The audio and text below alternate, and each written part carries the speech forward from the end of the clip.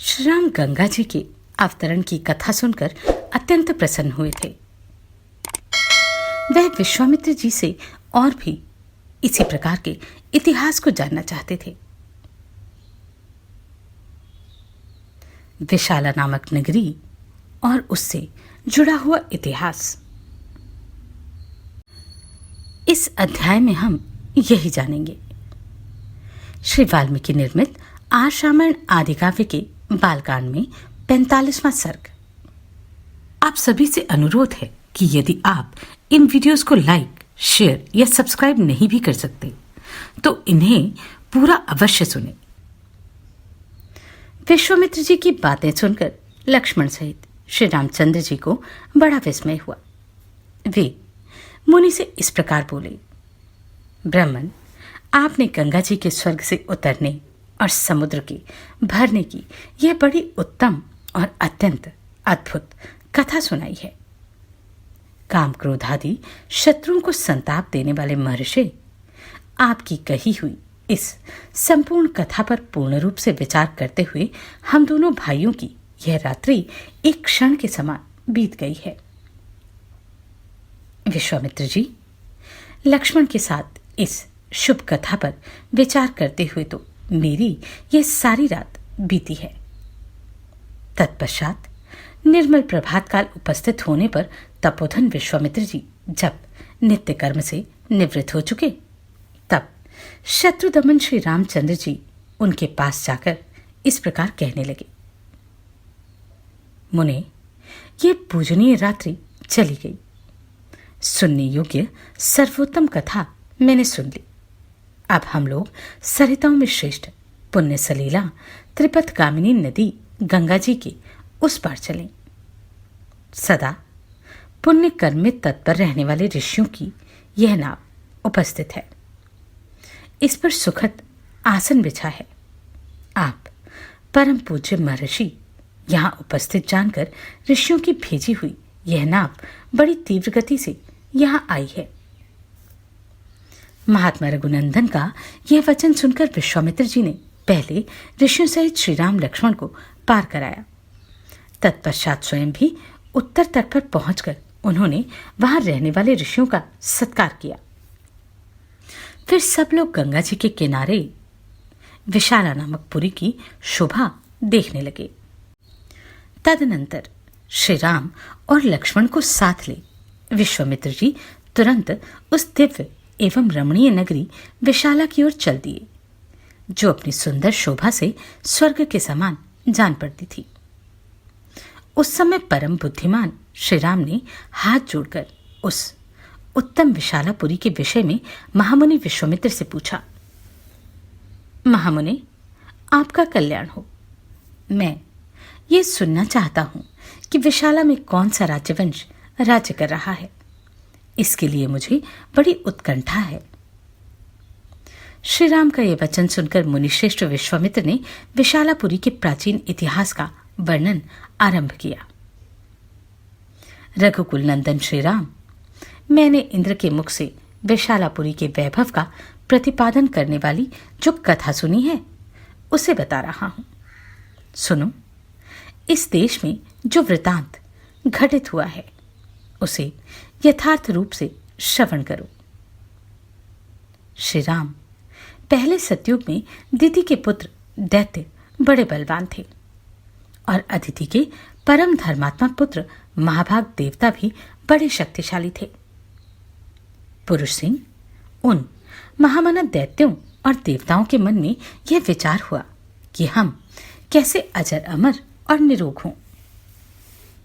इस प्रकार चिंतन करते हुए उन विचारशील देवताओं और दैत्यों की बुद्धि में यह बात आई कि हम लोग यदि क्षीर सागर का मंथन करें तो उसमें निश्चय ही अमृतमय रस प्राप्त कर लेंगे। समुद्र मंथन का निश्चय करके उन अमित तेजस्वी देवताओं और दैत्यों ने वासुकी नाग को रस्सी और मंद्राचल को मथानी बनाकर क्षीर सागर को मथना आरंभ किया। तदनंतर 1000 वर्ष बीतने पर रस्सी बने हुए सर्प के बहुसंख्यक मुख अत्यंत विष उगलते हुए वहां मंद्राचल की शिलाओं को अपने दांतों से डसने लगे। अतः उस समय वहां अग्नि के समान दाहक हलाहल नामक महाभयंकर विष ऊपर को उठा। उसने देवता, असुर और मनुष्यों सहित संपूर्ण जगत को दग्ध करना आरंभ कर दिया। यह देख देवता लोग शरणार्थी होकर सबका कल्याण करने वाले महान देवता पशुपति रुद्र की शरण में गए और त्राही त्राही की पुकार लगाकर उनकी स्तुति करने लगे। देवताओं के इस प्रकार पुकारने पर देव देवेश्वर भगवान शिव वहां प्रकट हुए और वहीं शंख चक्रधारी भगवान श्रीहरि भी उपस्थित हो गए। श्रीहरि ने त्रिशूलधारी भगवान रुद्र से मुस्कुराकर कहा, सुरश्रेष्ठ, देवताओं के समुद्र मंथन करने पर जो वस्तु सबसे पहले प्राप्त हुई है वह आपका भाग है, क्योंकि आप सब देवताओं में अग्रगण्य हैं। प्रभु, अग्र पूजा के रूप में प्राप्त हुए इस विष को आप यहीं खड़े होकर ग्रहण करें। ऐसा कहकर देव शिरोमणि विष्णु वहीं अंतर्धान हो गए। देवताओं का भय देखकर और भगवान विष्णु की पूर्वोक्त बात सुनकर देवेश्वर भगवान रुद्र ने उस घोर हलाहल विष को अमृत के समान मानकर अपने कंठ में धारण कर लिया तथा देवताओं को विदा करके वे अपने स्थान को चले गए। रघुनंदन, तत्पश्चात देवता और असुर सब मिलकर क्षीर सागर का मंथन करने लगे। उस समय मथानी बना हुआ उत्तम पर्वत मदर पाताल में घुस गया। तब देवता और गंधर्व भगवान मधुसूदन की स्तुति करने लगे। महाबाहो, आप ही संपूर्ण प्राणियों की गति हैं, विशेषतः देवताओं के अवलंबन तो आप ही हैं। आप हमारी रक्षा करें और इस पर्वत को उठावें। यह सुनकर भगवान ऋषिकेश ने कच्छप का रूप धारण कर लिया और उस पर्वत को अपनी पीठ पर रखकर वे श्रीहरि वहीं समुद्र के भीतर सो गए। फिर विश्वात्मा पुरुषोत्तम भगवान केशव उस पर्वत शिखर को हाथ से पकड़कर देवताओं के बीच में खड़े हो स्वयं भी समुद्र का मंथन कराने लगे। तदनंतर 1000 वर्ष बीतने पर उस क्षीर सागर से एक आयुर्वेद में धर्मात्मा पुरुष प्रकट हुए, जिनके एक हाथ में दंड और दूसरे में कमंडल था।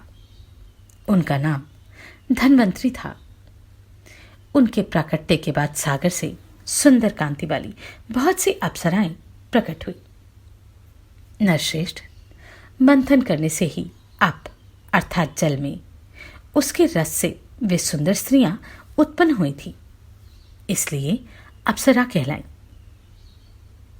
काकुत्स्थ, उन सुंदर कांति वाली अप्सराओं की संख्या 60 करोड़ थी और जो उनकी परिचारिकाएं थीं, उनकी गणना नहीं की जा सकती। वे सब असंख्य थी।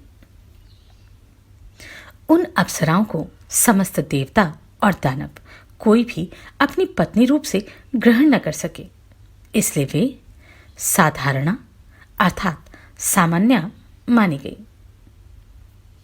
रघुनंदन, तदनंतर वरुण की कन्या वारुणी, जो सुरा की अभिमानी देवी थी, प्रकट हुई और अपने को स्वीकार करने वाले पुरुष की खोज करने लगी।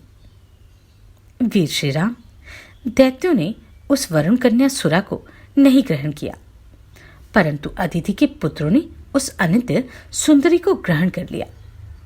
सुरा से रहित होने के कारण ही दैत्य असुर कहलाए और सुरा सेवन के कारण ही अदिति के पुत्रों को सुर संज्ञा हुई।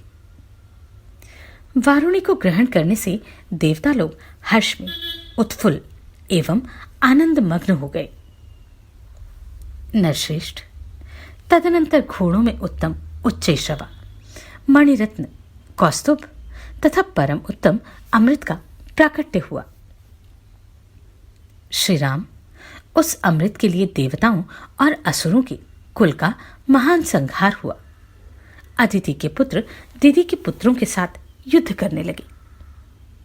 समस्त असुर राक्षसों के साथ मिलकर एक हो गए। वीर, देवताओं के साथ उनका महाघोर संग्राम होने लगा। जो तीनों लोगों को मुंह में डालने वाला था। जब देवताओं और असुरों का वह सारा समूह क्षीण हो चला, तब महाबली भगवान विष्णु ने मोहिनी माया का आश्रय लेकर तुरंत ही अमृत का अपहरण कर लिया। जो दैत्य बलपूर्वक अमृत छीन लाने के लिए अविनाशी पुरुषोत्तम भगवान विष्णु के सामने गए, उन्हें प्रभावशाली भगवान विष्णु ने उस समय युद्ध में पीस डाला। देवताओं और दैत्यों के उस घोर महायुद्ध में अदिति के वीर पुत्रों ने दिति के पुत्रों का विशेष संहार किया। दैत्यों का वध करने के पश्चात त्रिलोकी का राज्य पाकर देवराज इंद्र बड़े प्रसन्न हुए और ऋषियों तथा चारणों सहित समस्त लोगों का शासन करने लगे। इस प्रकार श्री वाल्मीकि निर्मित आर्ष रामायण आदि काव्य के बालकांड में 45वां सर्ग पूरा हुआ। आप सभी को कोटि कोटि साधुवाद। आपने इन वीडियोस को इतना प्रेम दिया। नमस्कार, मैं आभा शर्मा जावास। यदि आपको मेरा ये प्रयत्न सराहनीय लगा हो तो मुझे सब्सक्राइब करके प्रोत्साहित करें।